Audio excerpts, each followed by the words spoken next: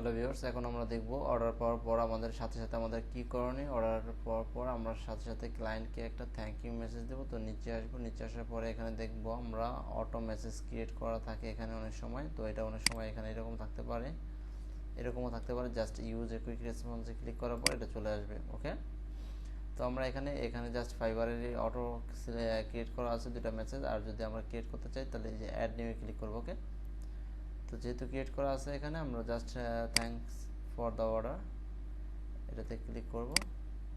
তো দেখতে পাচ্ছি যে অর্ডার যে একটা কি বলে ধন্যবাদ দেওয়ার একটা টেক্সট এখানে চলে আসছে।